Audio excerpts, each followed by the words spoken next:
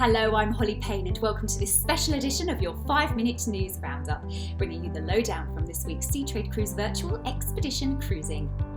The keynote saw discussion around the operations of 27 new builds and 4 repurposed ships set to join the expedition cruise market between 2021 and 2023 at a value of nearly $4 billion. Roberto Martinoli, President and CEO of Silversea Cruises, revealed 2022-23 bookings were looking really good, while Lindblad Expedition CEO Sven Lindblad said the pandemic will have increased interest in expedition cruising. According to Belash Polnos, Chief Sales, Marketing and Communications Officer, the normal 8% a year demand growth in expedition cruise could double in future years.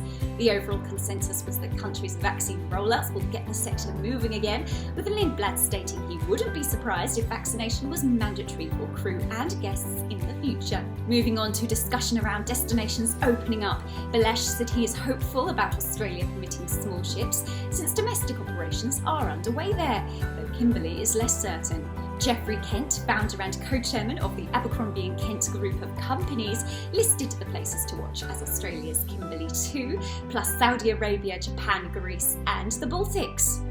While Antarctica cruises are anticipated to start in the fourth quarter, according to Martinoli, Lindblad noted that the Russian Arctic is a big question mark and the Canadian Arctic is out of the question. Serious questions regarding nature and protecting local populations arose, with Lindblad raising concerns about ships scrambling for Antarctica's limited landing sites, warning that in future just one landing per day may be allowed. With more ships coming, manning and enhanced skills training was also discussed. Martinoli identified expedition cruising's biggest challenge as branching out beyond the Arctic and Antarctica, while Asta Lasserson, CEO at Hertegruten Expeditions, said operators have a big responsibility to ensure they are not exposing small communities to the virus. How to protect pristine habitats foreshadowed some consternation expressed in a later webinar, Stories from the South, Antarctic Update, where Tudor Morgan VP Government and Industry Relations at Hertegruten said the sheer number of new vessels venturing into the region is causing some cruise lines money, since their need to move further south means investing in costly new training for staff.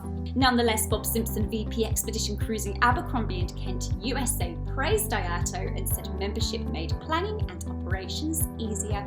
Cruise Saudi's Abdullah Al Dossari and Ghassan Khan spoke over the 2-day event about developing 1 port on the Arabian Gulf and 5 in the Red Sea. These would provide access to 3 UNESCO World Heritage Sites found within Saudi Arabia. In pushing the boundaries of expedition cruising, destination experts also looked at Lake Superior's undiscovered North Shore Inside Passage and the British Isles wilderness coastlines. It was revealed that Scenic Cruises and Tours is looking closely at Egypt, Lebanon, Cyprus, Israel and Saudi Arabia. Caribbean Villages Julie and Burrows, meanwhile, tempted spectators with talk of the Caribbean, including its storied past, culture and Indigenous groups. Ecuador is open to international tourism and some Galapagos cruises are operating, but few people have been travelling and there are still public health issues to work out, including a lack of emergency medical facilities on the islands. That was a key message from the Galapagos update, which highlighted the detrimental impact of under-tourism. 80% of the Galapagos economy relies on tourism, which plunged 73% last year, according to Ecoventura's CEO Santiago Dam. The theme of under-tourism continued in the Tourism in Local and Indigenous Communities session. Good Tourism's MD Natasha Martin lamented some developing countries' investments in infrastructure and training when such efforts do not pay off. This is a big issue in some small communities to manage expectations, she said.